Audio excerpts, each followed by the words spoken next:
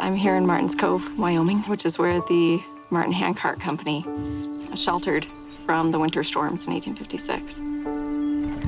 We just crossed Rocky Ridge. The Willie Handcart Company crossed Rocky Ridge after they were rescued. I'm here at Rock Creek Hollow, and this is where a lot of pioneers came and crossed.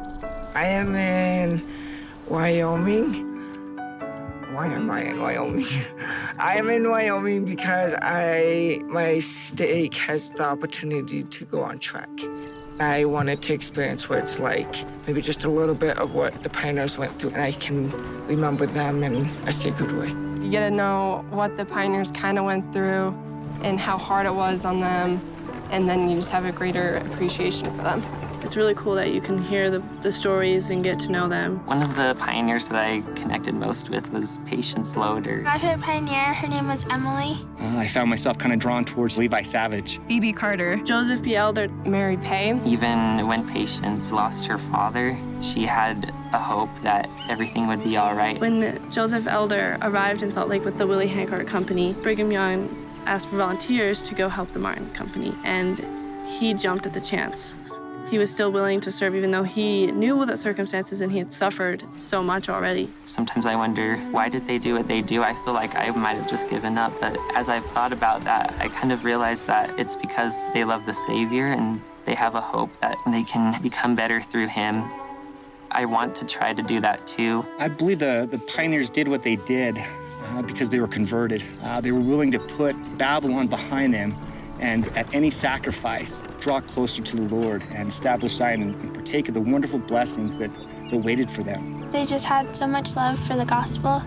They were willing to sacrifice everything and leave it all because they knew that Heavenly Father would make a way for them to come through, and He did. That greater things would come from it. A temple was gonna be there. That's why they went.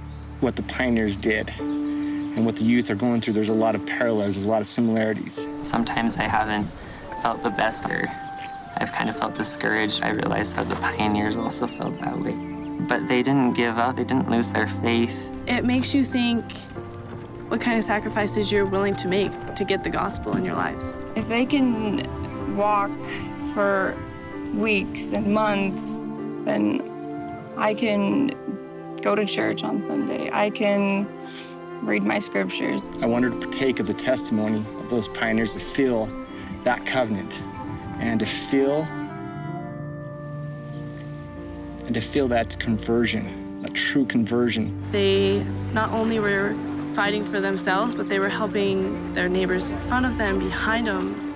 I love the service that the saints gave to each other. To anyone who's struggling, I'd say just to lean on the Lord. He's always there for you. He loves us. We just need to reach out our hand to Him, and He will help us on our pioneer journey. I've been a pioneer in my life because I'm a recent convert, a little over a year. I just feel like it's a whole new life, and I mean, once we take that first step in our journey, miracles happen. A message that's really been hitting me is putting Christ first. If we just connect to really what the pioneers did, this whole thing was centered on Christ. It doesn't take a trek to Martins Cove or to the places where they've been to understand sacrifice and to understand service and to have faith-building experiences that strengthen our testimonies. But sitting here thinking about what happened, thinking about these faithful saints who wouldn't let anything stop them, and the amazing examples of service that they gave, that has really touched me.